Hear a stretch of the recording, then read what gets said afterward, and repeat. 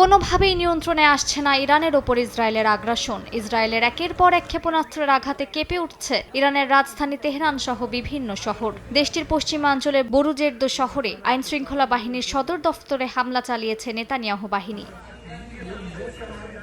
ইসরায়েলের হামলার উপযুক্ত জবাব দিয়ে যাচ্ছে ইরান। ইসরায়েলের রাজধানী তেল আবিবে মিসাইল হামলা চালিয়েছে ইরান। একই দিনে কাতারে 5টি ব্যালিস্টিক মিসাইল নিক্ষেপ করেছে তেহরান। সেই সঙ্গে বাহরাইনের একটি আবাসিক ভবনে ইরানের ড্রোনের আঘাতে বেশ কয়েকজন হতাহত হয়েছেন। ইরাকের বাগদাদে রকেটের ধাতব খণ্ডের আঘাতে এক নারীর মৃত্যু হয়েছে।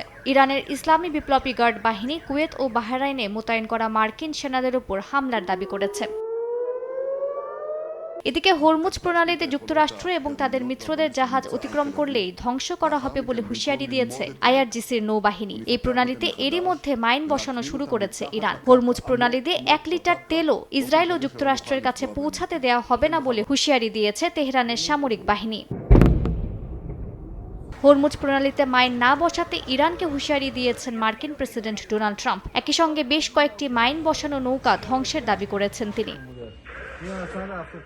এদিকে ইরানের নতুন সর্বোচ্চ নেতা মোস্তফা খামেনি যুদ্ধকালীন চোটে আহত হলেও বর্তমানে নিরাপদ ও সুস্থ আছেন। বুধবার ইরানের প্রেসিডেন্ট মাসুদ পেজিশকিয়ানের ছেলে ও সরকারের উপদেষ্টা ইউসেফ পেজিশকিয়ান এ তথ্য নিশ্চিত করেছেন।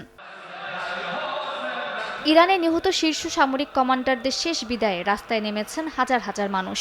রাষ্ট্রীয় শোকযাত্রায় কফিন বহন করে স্লোগান দেন সাধারণ জনতা। নতুন নেতৃত্ব ও দেশের প্রতিরক্ষায় শেষ রক্তবিন্দু পর্যন্ত লড়ার অঙ্গীকারও শোনা গেছে শোকসভায়। মালিহা সুহরওয়ার্দী, সময় সংবাদ।